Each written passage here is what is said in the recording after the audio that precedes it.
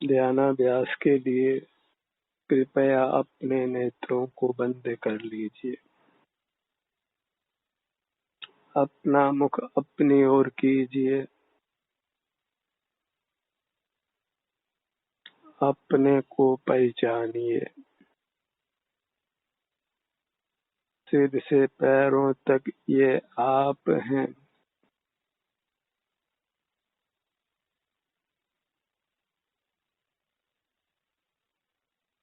इसी के सन्मुख रहिए। आपकी ये मूर्त कर्मों से बंधी है, इसलिए बीमार है। इसको गहन चिकित्सा की आवश्यकता है।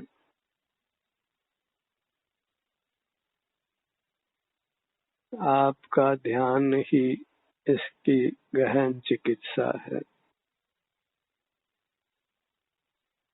इसको ऑब्जर्व करिए। निरंतर ऑब्जर्वेशन में रखिए।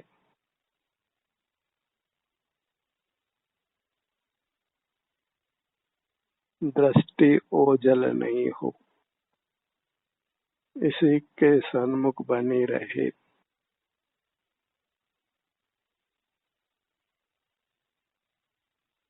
ये बीमारी अनादि की है,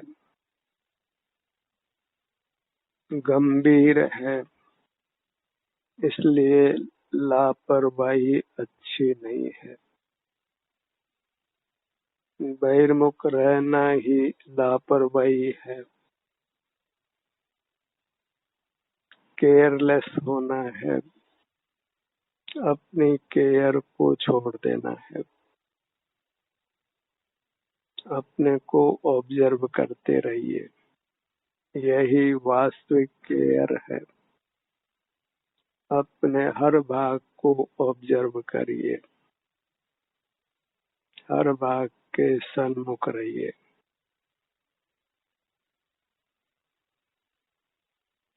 दृष्टि को यहाँ से हटाना नहीं है।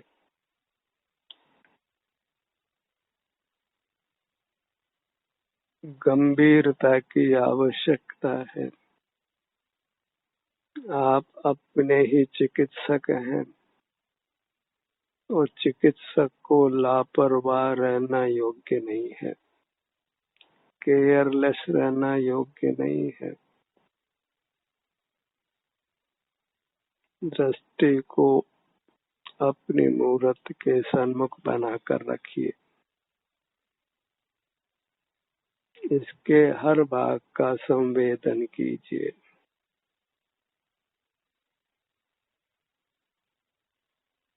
आपकी नैया संसार सागर में डूब रही है। इसको संसार सागर से पार करना है।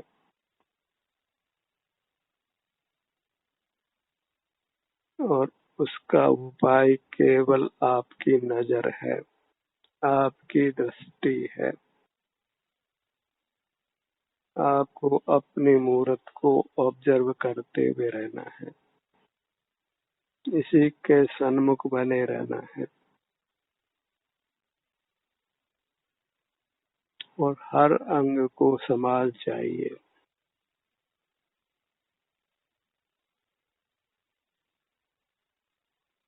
जैसे चिकित्सक हर मरीज के पास जाता है, उसकी स्थिति को ऑब्जर्व करता है, ऐसे आप अपनी अमूर्त काया के चिकित्सक हैं। इसके हर अंग, हर उपांग के पास जाइए। उसकी स्थिति को ऑब्जर्व करिए। एकाग्रता से ठहर कर अपने हर भाग के सन्मुख बने रहकर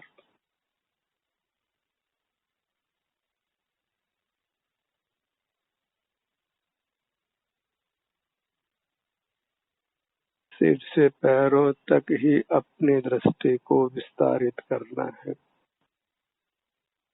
मरीज इतना ही बड़ा है। न इससे कम है न इससे ज्यादा है। और ये मरीज आप स्वयं हैं, कोई दूसरा नहीं है।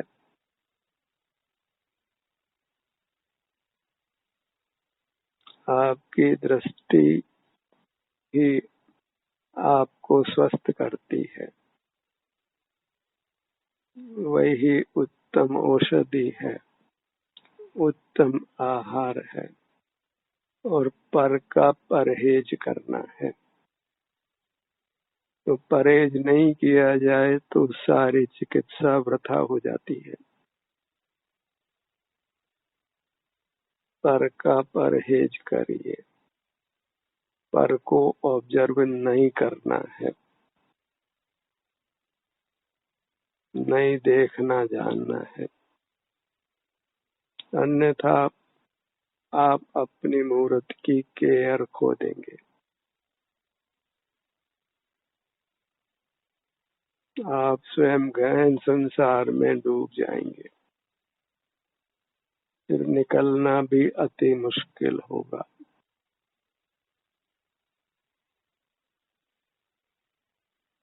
पर प्रकाशकता का निरोध करिए।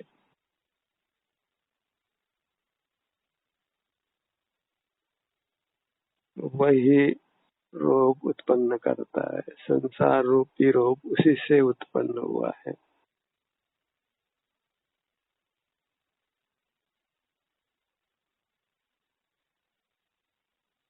स्व प्रकाशक होकर ही रहिए। और वह स्व प्रकाशकता स्व संवेदन रूप है। अपनी नजर अपनी ओर रखने रूप है। उस नजर को मूर्त आंखें नहीं चाहिए, प्रकाश भी नहीं चाहिए, अन्य किसी का सहयोग भी नहीं चाहिए, क्योंकि आप स्वयं ही दृष्टा हैं और आप स्वयं ही दृश्य हैं। आपकी मूर्त दृश्य है और प्रति समय उत्पन्न हुआ आपका उपयोग दृष्टा है।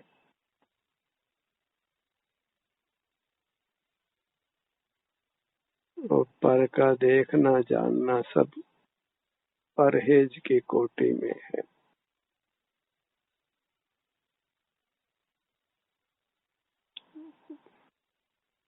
उस सब से आपका संसार रोग बढ़ता है, कि भी चिकित्सा भी वृथा हो जाती है।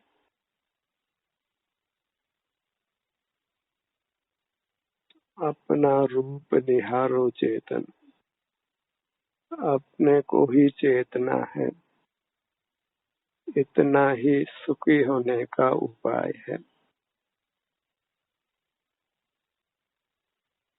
चेतन का स्वरूप चेतना है। चेतन द्रव्य है और चेतना पर्याय है। इन दोनों का अलग अलग रहना ठीक नहीं है। चेतना का मुख चेतन की ओर हो। चेतना पत्नी है तो चेतन पति है, और उन दोनों से उत्तम गृहस्थी होती है। आनंद से जीवन व्यतीत होता है। आपकी गृहस्थी आप में पूरी है, किसी पर की बिल्कुल आवश्यकता नहीं है। आपकी मूर्त ही आपका सुखद आवास है।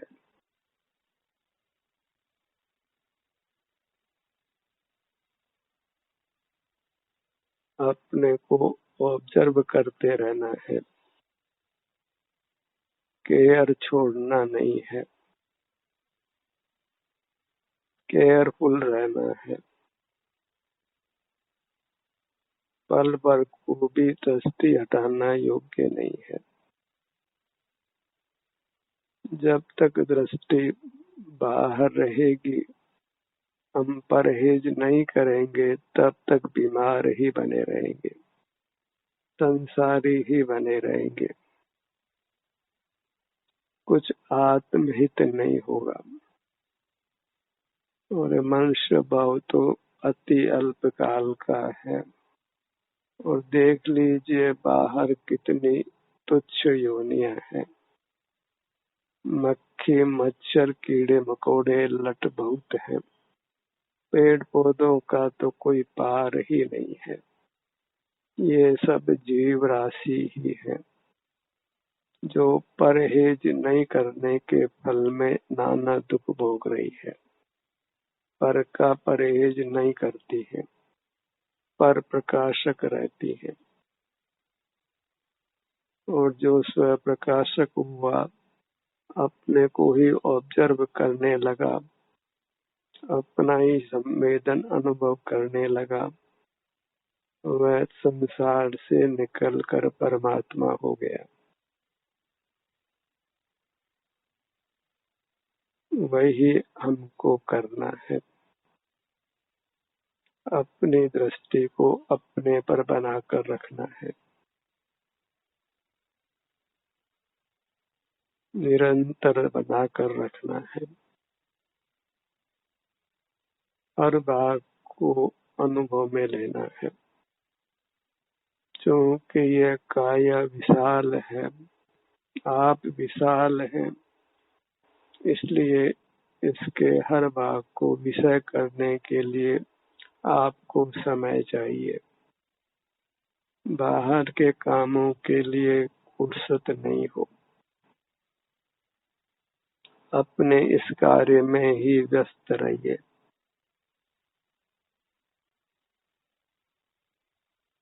इसी में निरंतर संलग्न रहकर आप स्वस्थ हो सकते हैं, सुखी हो सकते हैं,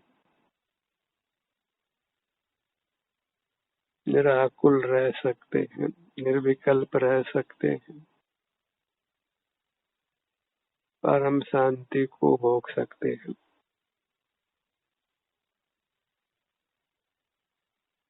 अपने परिचय को किसी पर की आवश्यकता नहीं है। सिर से पैरों तक यह मैं हूँ, ऐसा हमको अनुभव होता है। और ये अनुभव ही वास्तव में हमारा स्वरूप है। हम अनुभूति स्वरूप हैं। शुद्ध स्वरूप हमारा अनुभूति है, स्वानुभूति है। अपना अनुभव संवेदन करते हुए रहना है, केयरफुल रहना है, अलर्ट रहना है, अपने सन्मुख बने रहना है।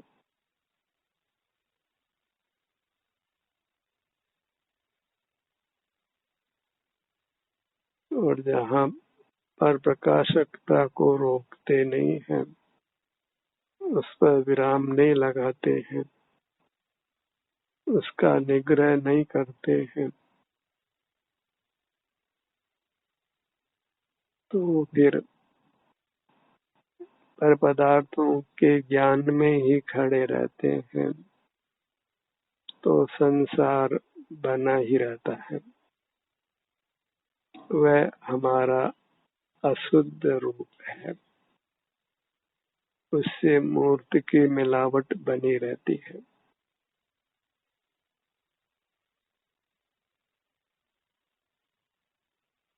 अपने अनुभव रूप रहना, अपने को ही चेतते हुए रहना। चेतना नाम अनुभव का है, स्वसंवेदन का है, अपने सन्मुख रहने का है, अपने को ही ऑब्जर्व करते हुए रहने का है, अपनी मूर्त को इंटेंसिव केयर में रखना है, ताकि हम पूर्ण स्वास्थ्य लाभ प्राप्त कर सके, पूर्ण सुख को पा सके, संसार रूपी अस्पताल से निकलकर बाहर खुली हवा में जी सके,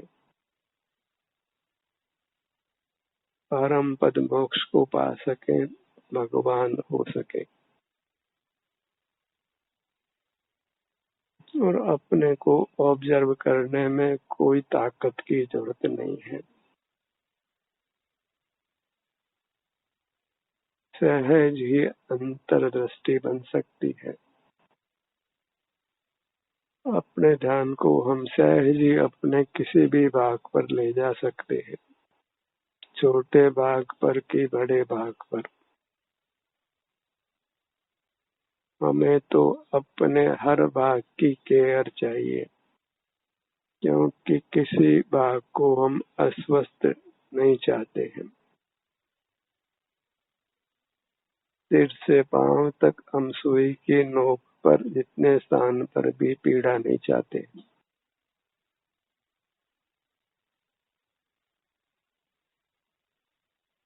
हर भाग में आराम चाहिए, सुख की अनुभूति चाहिए, तो हमें स्वस्थ रहना है, अपने में स्थित रहना है, अपने सन्मुख रहना है, अपने को ऑब्जर्वेशन में रखना है। और एक बार हम स्वस्थ हो गए, परमात्मा हो गए, फिर ऑब्जर्वेशन की आवश्यकता नहीं है। और जब तक हम बीमार हैं, कर्मों से बंधे हैं, मूर्त काया में बंधे हैं, तब तक तो ऑब्जर्वेशन की जरूरत है ही। भला कौन हड्डी में, मांस में, खून में रहना चाहेगा? रक्त, खून, हड्डी, मांस सब अशुचि धातुएं हैं। आज का मोहांध प्राणी, अधिकतम प्राणी ऐसी अशुचि धातुओं को खाता है। कुछ गिन भी नहीं आती है, कुछ दया भी आती नहीं है। ऐसे अति विकराल लोगों के बीच में हम रह रहे हैं। राक्षसी वृत्ति के जीवों के बीच में हम रह रहे हैं, तो यहाँ से बाहर निकलना है। पल भर को भी यहाँ रहना योग्य नहीं है। मध्य लोक में सर्वत्र यही दशा है। और जब अपने को ऑब्जर्व करके हम कर्मों के बंधन से मुक्त कर लेते हैं, तो ये अमूर्त जीव फिर लोक के सर्वोपरि भाग में, लोकाग्र में ही रहता है। इस राक्षसी दुनिया में नहीं रहता है।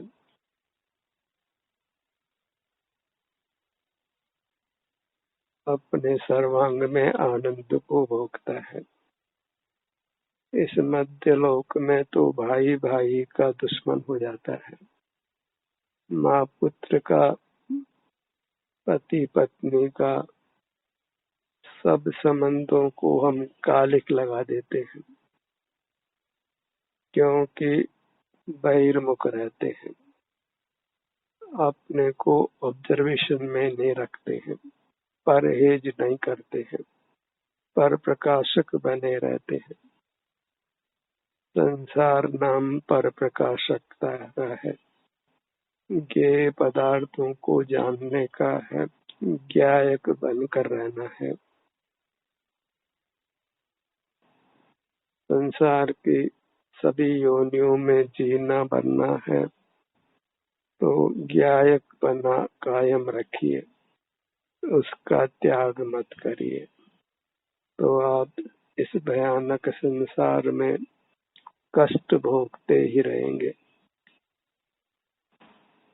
और हमें ज्ञायक नहीं होकर आनंद भोजी होना है। अपनी मूर्त के आनंद को भोगना है, बट अपनी मूर्त को ही भोगना है।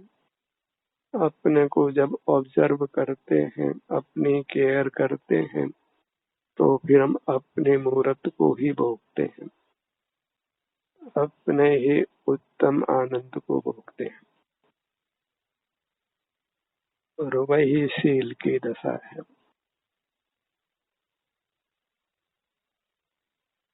चारित्र की दशा है, स्वास्थ्य की दशा है, आनंद की दशा है। और जब अपने में निवास करते हैं तो सहज ही परिणाम या मगन होते हैं। जितनी अधिक मगनता उतना अधिक सुख मिलता है। उत्तरोत्तर मगनता बढ़ती ही जाती है, सुख भी बढ़ता ही जाता है और सहज ही पर का परहेज भी हो जाता है। तो संसार रोगी स्वस्थ हो जाता है।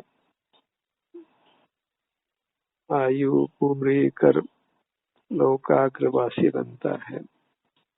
इस हड्डी खून मांस में नहीं उत्पन्न होता है। पेड़ पौधों में मूर्छित होकर नहीं रहता है। और ये संसार कैसा खराब है जहाँ जीव जीव का भोजन करता है, चाहे मांसाहारी हो या शाकाहारी हो। शाक भी तो जीव ही है।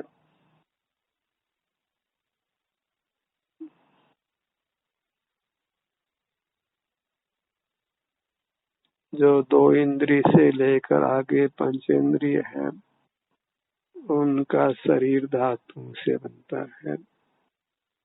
उनको पीड़ा विशेष होती है क्योंकि वे जागृत रहते हैं और जागृति में विशेष पीड़ा हो सकती है।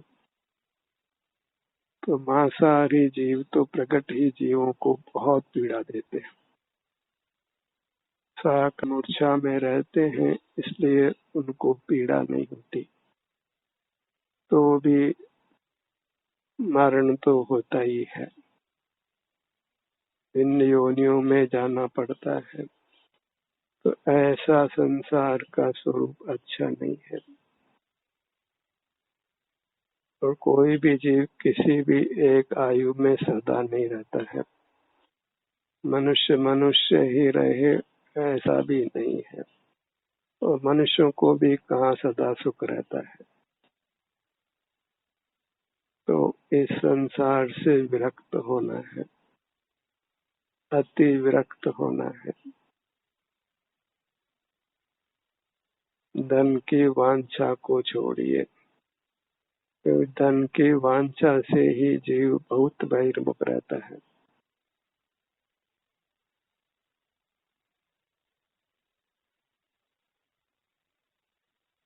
अर्थम अनर्थानाम घोर संसार मूलम। अर्थ ही सर्व अनर्थ का कारण है। धन के आने को लाभ और धन के जाने को हानि मानना छोड़िए, अन्यथा बहिर्मुखता समाप्त हो ही नहीं सकती है। और धन से आशय, धन से मिलने वाले सभी मूर्त पदार्थों को जानिए। मूर्त पदार्थ मात्र को ही धन संज्ञा है और वही जीव के संसार का हेतु है।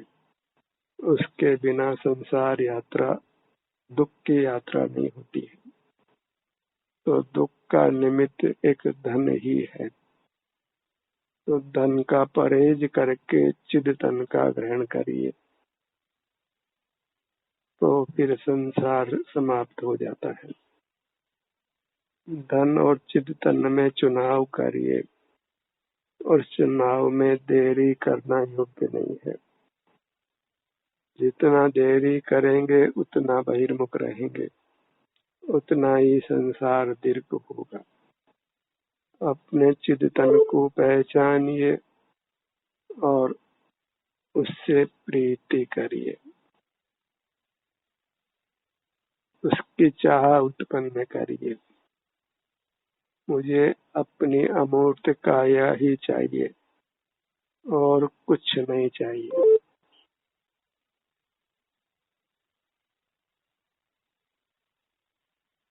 बाहर के पदार्थों के प्रति, मूर्त पदार्थों के प्रति वांटलेस बनिए और अपने ही इफेक्टिव डिमांड उत्पन्न करिए।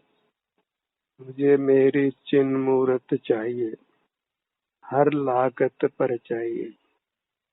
एक पल को भी उसको उसका बिछोह प्रिय नहीं है।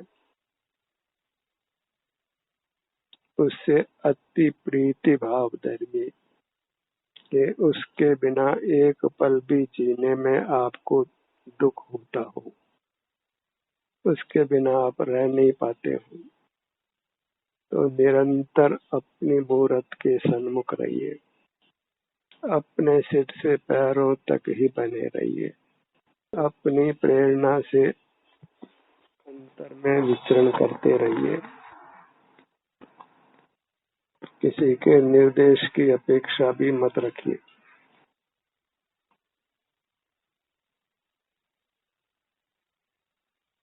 मार्ग पराधीन नहीं है, अत्यंत स्वाधीन है।